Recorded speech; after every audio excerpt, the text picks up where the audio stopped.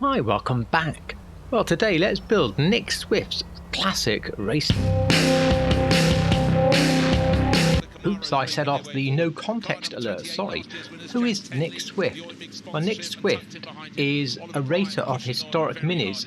More than that, he wins the races in extraordinary style. And his company, Swift Tune, builds racing minis, it restores minis. He is pretty much Mr. Mini, and on top of that, he's also a jolly nice chap. You see below the channel this footage has been taken from, and I highly advise a subscription there if you've got any petrol in your veins at all.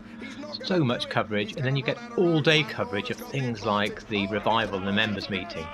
Fantastic. Let's watch a clip and then we'll talk some more and build the car. More in second place. Now the biggest gap between the Alfa Romeo of Nick Furiani and Nick Swift's Mini is now on what is probably, is this the final lap? No, it's the penultimate lap, but he takes through into St Mary's. Well, that was. Did I just say that's the biggest gap we've seen? I think I did. And then immediately he swept past. So you said he was. So my very first car was a Mini 1000, not a souped-up one like this though. And I've been watching Goodwood's channel for so many years, and you can now see why I had to build one of Nick Swift's car. And this car comes from a race he did in 2009, and the reason I went that far back in the catalogue was that I wanted to build the car as accurately as possible, and this particular livery is relatively close, at least, to the livery of the car he raced in 2009. It's also possible to get the correct roof and with crew colours the correct colour. Anyway, I think we should get it built. Okay, let's see how to build Swifty's Historic Racing Mini. This is my second Mini, and on this one I haven't actually done much of the performance upgrades. I think just the engine, but of course you may well want to do armour, engine brakes, the lot, including bulletproof tyres. On to the important bits then. Bodywork on this car. This does, as you can see, the windows, lights, headlights trim. You want none in order to have chrome. For the bumpers it's the same.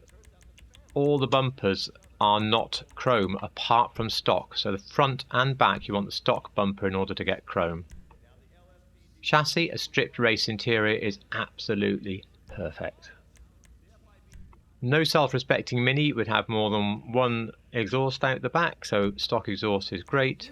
Fenders controls the trim round here, and then later on skirts does the joining piece. Well, we're going to leave both of those stock. I wish they were either thin line of chrome or even nothing. You could have secondary, but I'm using secondary for the white roof, so I'm just going to leave it as it is. And the stock grille is pretty much the same as the Mini grille. It's not got enough slats. We shouldn't have the bit down the middle, but it's rockstar close. For the hood, the stock hood is actually not bad at all. Stock hood's pretty close. You may want the stock hood, in fact. But I have taken the pyramid grille hood. I'm ignoring the tiny pyramid grille. It's very small, but it is at least giving me some chrome bonnet latches at the front. Now, I also get the angled ones at the back that are wrong. There's one or two others that you might find work as well. It's just down to compromise, really. Stay with your stock orangey lights. The livery is important. I've gone for the track day livery. I hope if Nick Swift ever sees this video, he will have a little giggle at the race number that Rockstar have provided on this. This livery is one of the reasons for choosing the 2009 car. I looked at many of Nick Swift's cars and they simply had liveries we couldn't match in the game. Number plate up to you. I've just left blue on white too.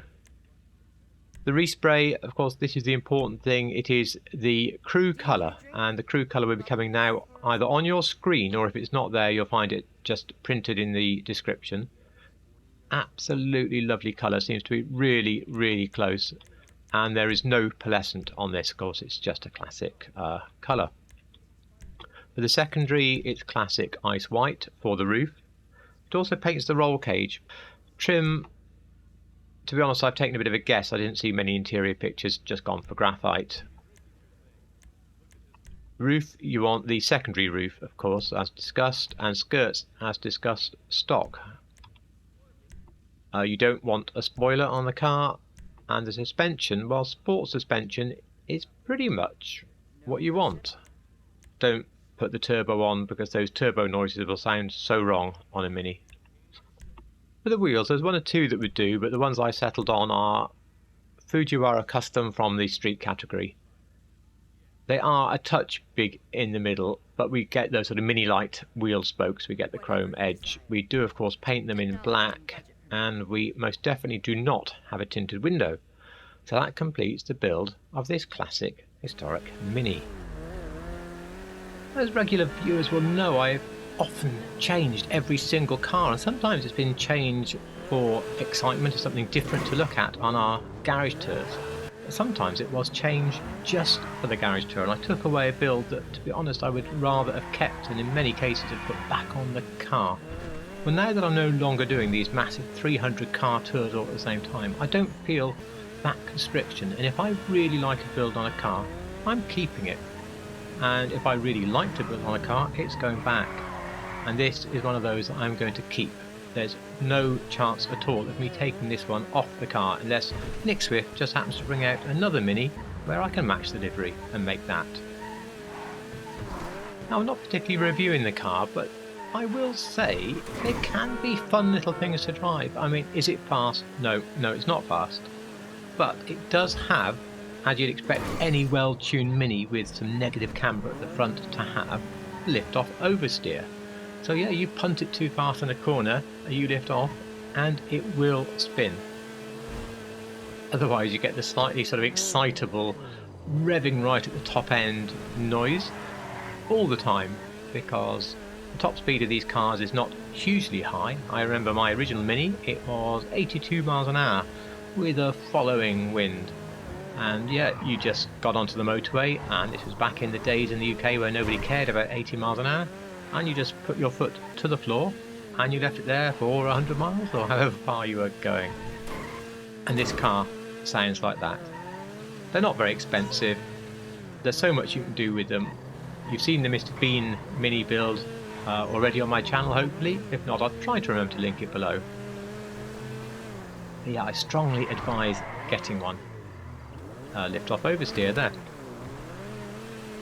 If you like this, please do like the video. Remember to subscribe to the Goodwood channel.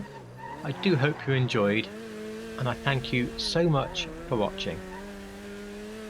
I'm going to go now, but there's a bit more footage.